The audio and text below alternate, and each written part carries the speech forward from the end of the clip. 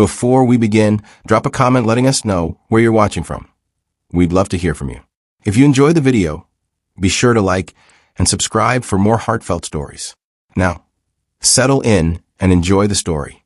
She never imagined a simple letter, scribbled late at night under the dim glow of a reading lamp, could change her life forever.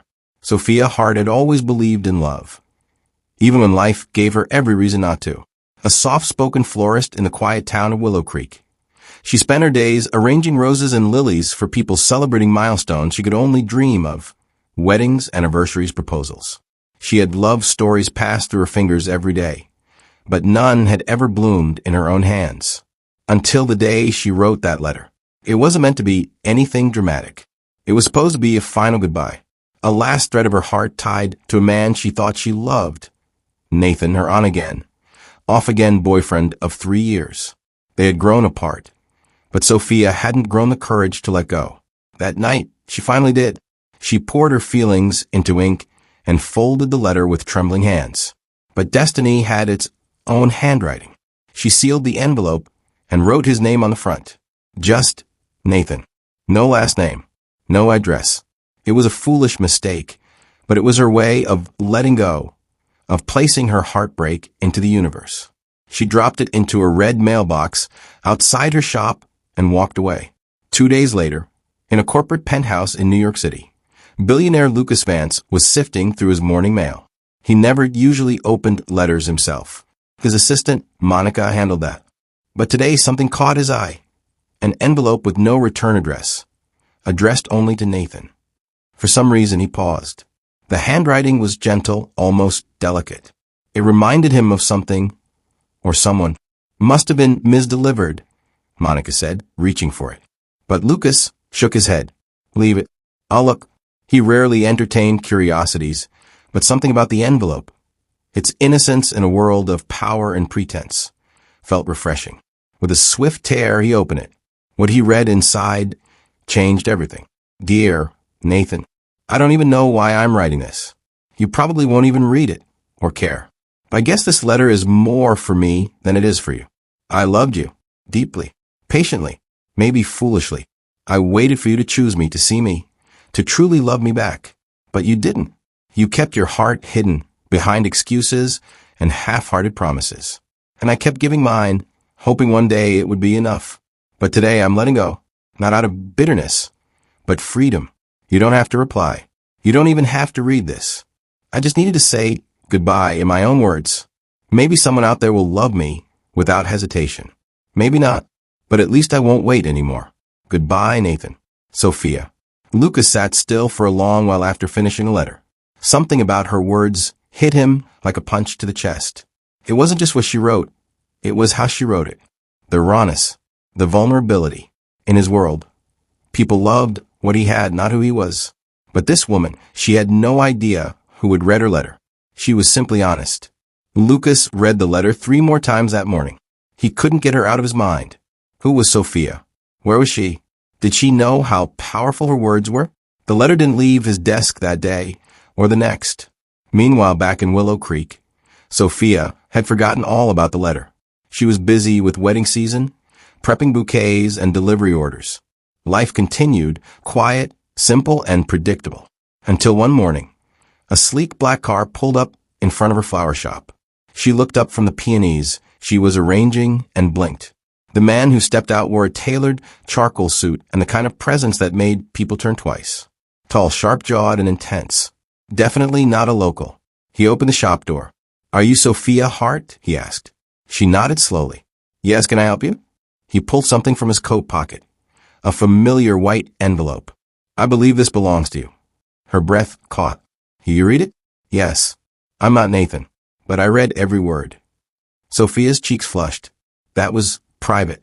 It wasn't meant for you. I know, but it found me anyway, he replied.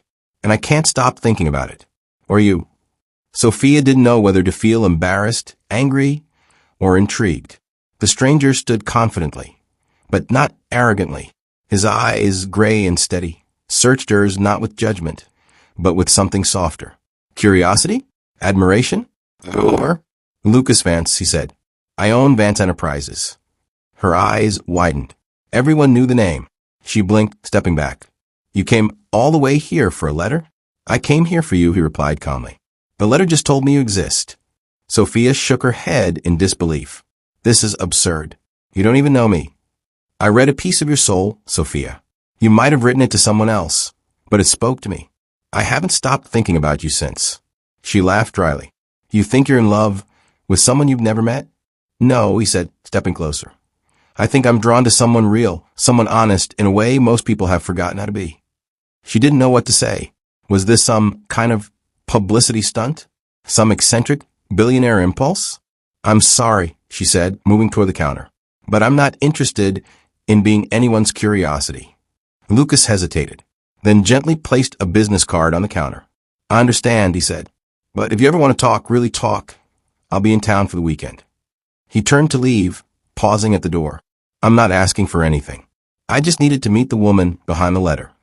For the rest of the day, Sophia tried to focus on her flower arrangements, but her mind wandered again and again to that conversation, to him. His words echoed. I read a piece of your soul. That night, she lay in bed, staring at the ceiling, the business card resting on her nightstand like a question mark.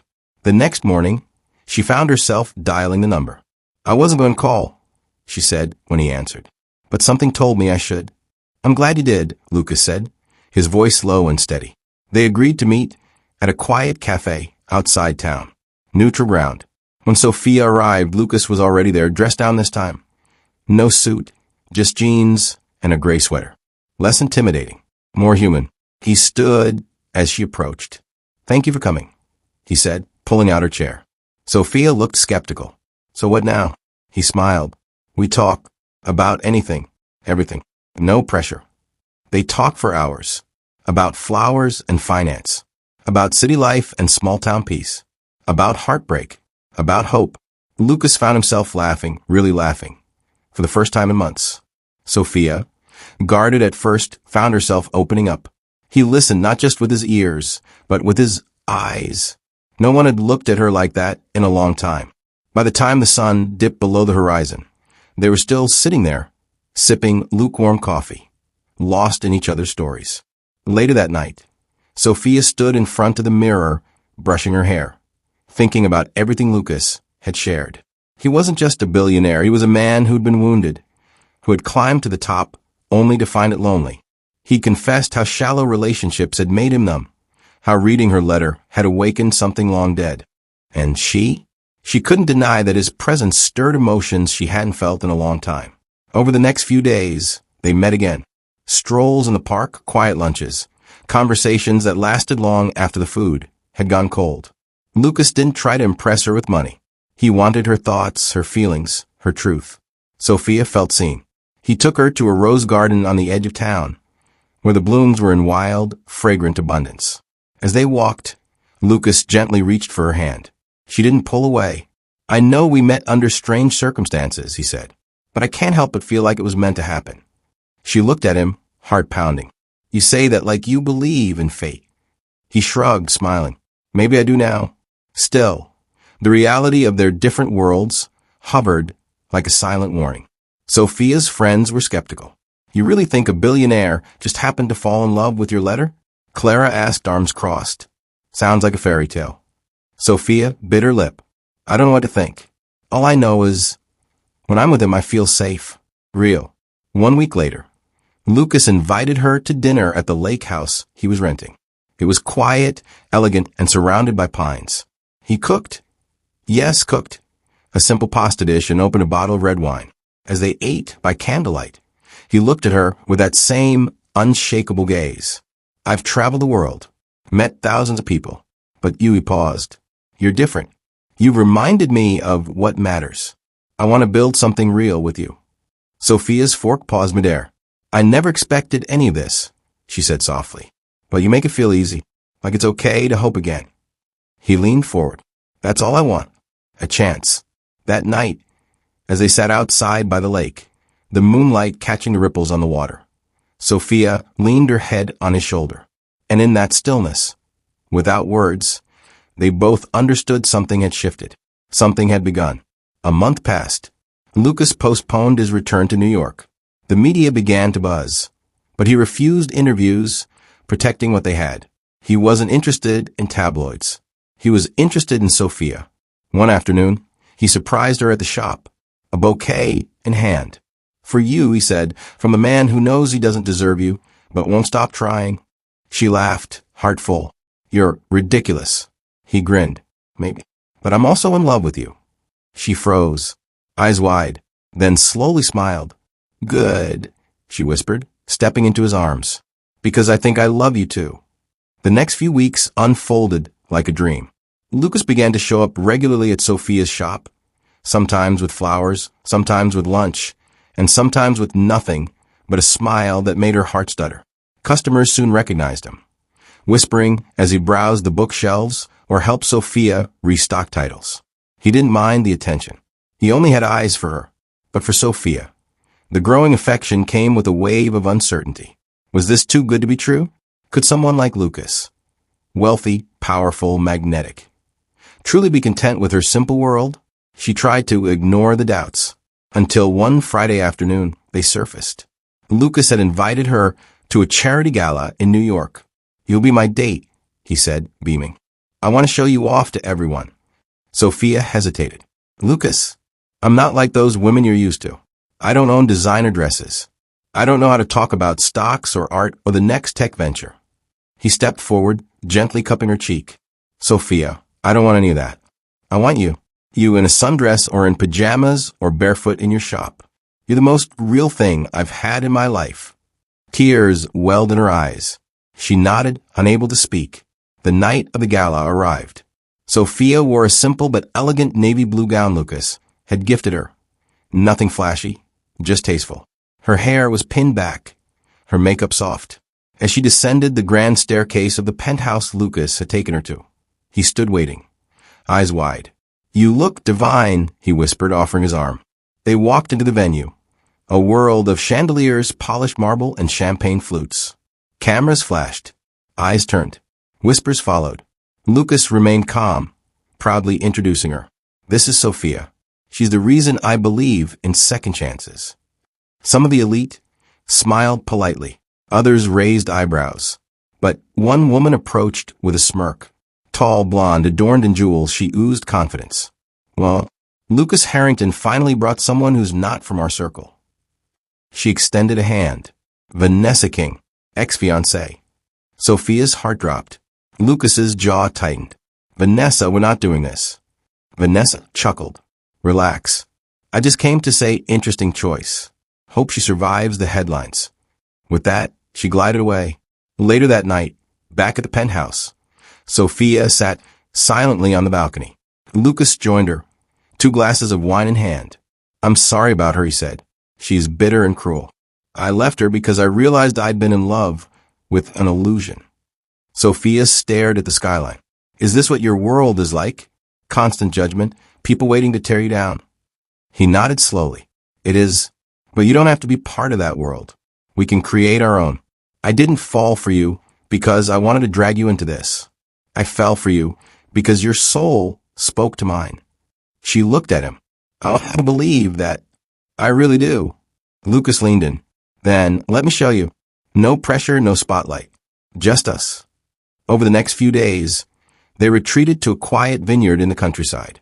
No cameras, no drama. Just long walks cooking together and deep conversations. They talked about dreams, fears, past regrets, future hopes. One evening, as the sun dipped behind the hills, Lucas knelt before her in the middle of a field filled with lavender. "I'm not asking you to marry me yet," he said, voice trembling slightly. "But I'm asking for your heart, fully. Let's build something that no camera can capture." Sophia smiled through tears, pulling him to his feet. "You already have my heart, Lucas. I just needed time to realize it." But reality has always crept back in. A tabloid headline splashed across the internet. "Billionaire falls for bookshop girl. A publicity stunt or true love?" Photos of Sophia at the gala circulated. Internet trolls attacked her appearance. Critics speculated on her motives. Sophia was devastated. "I didn't ask for this," she cried, pacing the shop. "I didn't want to be famous or judged. I just wanted you." Lucas stood helplessly. I'll fix it. I'll release a statement. Shut it all down. She shook her head. That's not the point. I don't want to be saved. I just want to live without being torn apart. He nodded slowly, understanding. Then let's disappear for a while. And they did. Lucas bought a small cottage by the sea, nothing grand. No media, no entourage. Just crashing waves and starry nights. They woke up to the sound of birds and made breakfast together. Lucas learned to live simply. Sophia learned to trust that their love wasn't a fantasy. It was real. And one morning, as she sipped tea on the porch, Lucas came behind her and slipped a note into her hand. She unfolded it. It read, "This letter is meant for the only woman I've ever truly loved. He once wrote words that weren't meant for me. But they found me, and now these words are meant only for you. I never believed in fate, but I believe in us." Sophia turned, tears in her eyes. Lucas dropped to one knee, this time with a ring. "Now, I am asking you to marry me." Sophia didn't say a word. Instead, she threw her arms around Lucas, nodding as she cried softly into his shoulder. No words were needed. He knew her answer.